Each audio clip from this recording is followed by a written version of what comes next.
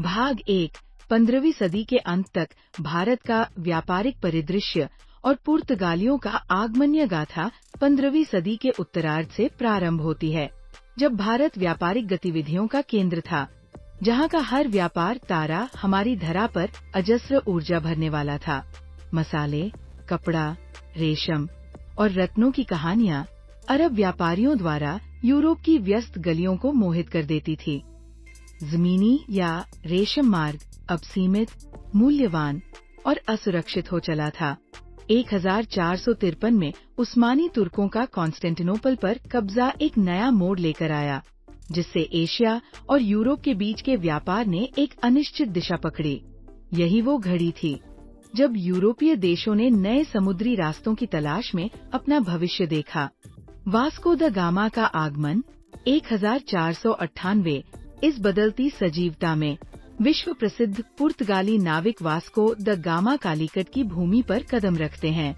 1498 का ये वर्ष भारत और यूरोप के बीच समुद्री संबंधों के एक नए अध्याय की शुरुआत करता है, जब वास्को द गामा ने केप ऑफ गुड होप पार कर कालीकट में ज़मोरिन शासक की दरबारी आतिथ्य का अनुभव किया। पुर्तगालियों का प्रारंभिक व्यापार 1500 में पुर्तगालियों ने कोचीन में अपने पहले व्यापारिक केंद्र की स्थापना की, जिससे काली मिर्च, दालचीनी और भी अनेकों मसाले यूरोप के बाजारों में पहुंचने लगे। इस बीच यूरोपीय वस्त्र, तोपें और घोड़ों का आयात भारत के लिए नियमित हो गया। फ्रांसिस्को डी अल्मेडा की नीति ऑफ ब्लू वाटर ने समुद्री प्रभुत्व का एक नया अध्याय रचा। अफोंसो डी अल्बुकर्क और उनका सैन्य प्रभुत्व 1509 के आगमन के साथ अफोंसो डी अल्बुकर्क पुलिसिकीय विस्तार का प्रतीक बनते हैं। गोवा के कब्जे से लेकर उसकी नौसैनिक प्रतिष्ठा की स्थापना तक गोवा पुर्तगाली साम्राज्य की राजधानी का गढ़ बन गया। पुर्तगालियों की सीमाएं 16वीं सदी के अंत तक पुर्तगालियों ने संबंधों को सहेजा, लेकिन उनका ध्यान समुद्री व्यापार और किलेदार नियंत्रण पर ही रहा, न कि राजनीतिक कबीलों में हस्तक्षेप करने पर। भाग 2 डच और फ्रांसीसियों का आगमन, प्रारंभिक संघर्ष और कूटनीति। डच ईस्ट इंडिया कंपनी का आगमन 1602 में Dutch east India company VOC का उदय होता है, जब डच व्यापारी भारत के आकर्षण में खिंचे चले आते हैं। उनके यहाँ सूरत से शुरू हुआ व्यापार धीरे धीरे दक्षिण भारत और बंगाल के समृद्ध इतिहास का हिस्सा बन जाता है। पुर्तगालियों से टकराव फारसी खाड़ी में होर्मुज की हकीकत, डचों और पुर्तगालियों के समुद्री संघर्षों के चमकते सितारे बनते हैं।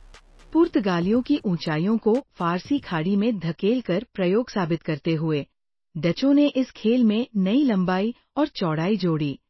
फ्रांसीसी ईस्ट इंडिया कंपनी का आगमन 1664। फ्रांस ने 1664 में अपनी यात्रा फ्रेंच ईस्ट इंडिया कंपनी के संग शुरू की। सूरत में प्रारंभिक व्यापार का निर्माण कर 1674 में पुडुचेरी उनका मुख्यालय बन जाता है।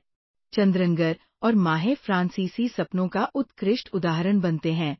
अंग्रेजों और डचों से प्रतिस्पर्धा दक्षिण भारत और कर्नाटक युद्धों की रंगभूमि बनी। यूरोपीय प्रतिस्पर्धा ने भारत के व्यापारिक और सैन्य मानचित्र को गहराई और स्पष्टता प्रदान की। सारांश 17वीं सदी का परिदृश्य 16वीं और 17वीं सदियों के बीतने के साथ भारत एक ऐसी मंच बना जहां यूरोप की 4 मुख्य शक्तियां पुर्तगाली, डच, फ्रांसीसी और अंग्रेज अपनी चालें बिछाकर खेल रही थी। इस वक्त का व्यापार रणनीतिक लाभों और सैन्याचारों के सम्मिलन में बदल चुका था। भाग 3 ब्रिटिश ईस्ट इंडिया कंपनी की स्थापना और शुरुआती प्रभाव कंपनी की स्थापना 1600। 31 दिसंबर 1600 का वो महाकाव्य दिन, जब महारानी एलिजाबेथ प्रथम के चार्टर के तहत ब्रिटिश ईस्ट इंडिया कंपनी का जन्म होता है। भारत में प्रथम आगमन 1608 में विलियम हॉकिंस की रहनुमाई में सूरत के बंदरगाह पर अंग्रेजों का पहला जहाज आता है, एक नई यात्रा की राह की ओर अग्रसर होते हुए। मुगल दरबार में प्रवेश 1615 में जहांगीर के मुगल दरबार में सर थॉमस रो का आगमन होता है, जिससे सूरत, आगरा, अहमदाबाद में इंग्लैंड की उपस्थिति को बल मिलता है।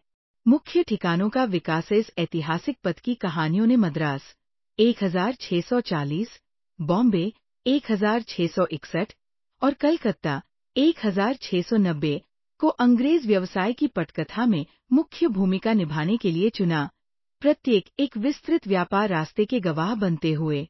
व्यापारिक वस्तुएं और लाभ। ब्रिटिश ईस्ट इंडिया कंपनी की व्यापारिक वस्तुओं में बंगाल का मलमल, ढाका की मुस्लिन और कोरमंडल तट का कपास प्रमुख थे।